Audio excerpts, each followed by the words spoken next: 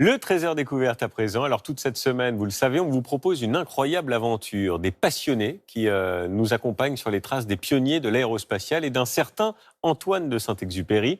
Alors aujourd'hui, direction la Méditerranée et on va mettre le cap directement, vous allez voir, sur le Maroc. La traversée de la Méditerranée, c'est notre feuilleton signé Nicolas Bertrand, Mégane Guillaume et Fabien Fougère.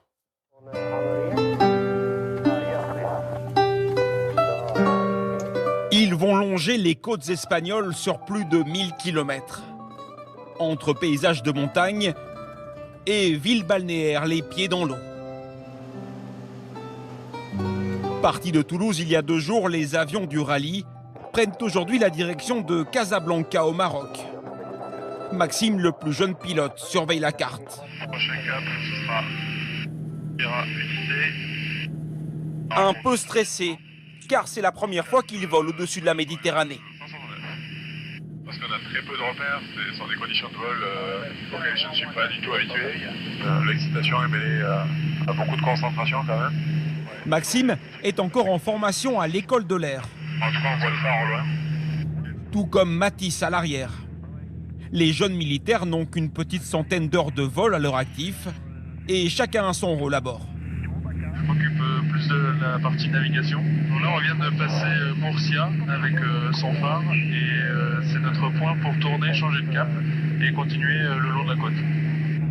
À l'avant du rallye, c'est toujours l'avion de Jean-Jacques Galli, l'organisateur, qui est en tête. Ici, au-dessus du détroit de Gibraltar, l'Afrique apparaît enfin. Ça y est, on voit la côte, là, ça y est, on devine la côte. Ouais, yes. Ça y est, on la voit. Nous avons atteint le Maroc. C'est beau, l'étranger. Ouais, moi aussi. Avec un peu de relief, un peu de... C'est chouette, là. Le Cessna 172 de Jean-Jacques a tout le confort moderne. GPS, aide à la navigation. Bien loin des coucous des premiers pilotes de l'aéropostale. Le matériel n'avait pas la fiabilité qu'il a aujourd'hui. C'était les débuts à la fois de l'aviation, du moteur à explosion. C'était un peu la découverte de la mécanique, on va dire. Tout commence en 1918, après la guerre. Un industriel, Pierre-Georges Latécoère, décide de réutiliser les avions militaires qu'il a construits pour le transport du courrier, puis plus tard des passagers. De l'Europe à l'Afrique et même jusqu'en Amérique latine, ces pilotes aventuriers ouvrent de nouvelles voies aériennes. Des as du ciel entrés dans la légende, Jean Mermoz, Henri Guillaumet et surtout Antoine de Saint-Exupéry, auteur du Petit Prince. Ces pilotes-là sortaient de la guerre.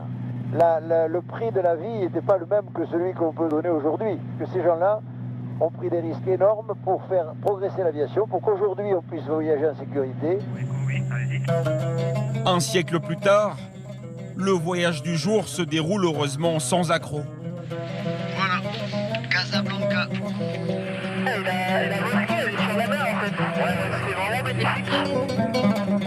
Il change gentiment. Voilà, parfait. Une fois arrivés, les pilotes ont du mal à redescendre de leur petit nuage. Nickel, magnifique. C'était très beau. On s'est régalé. Sarah, à gauche, n'avait jamais mis les pieds au Maroc, ni même en Afrique. Pour cette grande première, c'est toute l'équipe qui part ensemble en excursion visiter la légendaire Casablanca. Autrefois, la ville était une escale importante de l'aéropostale. Dernière étape avant le désert, les pilotes en profitaient pour se ravitailler. C'est pas mal. Là, on est pas mal là, non? Ce soir, pour les participants au rallye, il y a une surprise. Jean-Jacques emmène sa petite troupe dans un lieu historique. Bonsoir. Le Petit Pousset était l'un des repères de Saint-Exupéry. Le célèbre écrivain y a même laissé quelques traces. C'est pas un dessin de synthèse, ça? C'est marrant, ça. Ouais, c'est marrant. Ces lettres, écrites sur les menus du restaurant, étaient destinées à ses amis pilotes. Tu déchiffres, toi? Mes chers enfants, je suis tellement gentil que je vous écris déjà. Je suis en panne à Casa. Ici, rien n'a vraiment changé depuis le siècle dernier et les premiers aviateurs de l'aéropostale.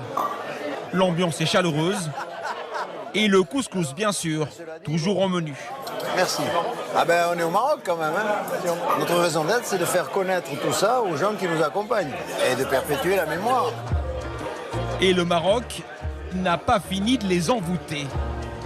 Dès demain, l'équipe continuera son périple dans le royaume, avec une étape colorée dans la région d'Agadir. Oui, je vous confirme, vous allez voir demain, c'est époustouflant. Et puis on en parlait hier, c'est bien lui qui a remporté...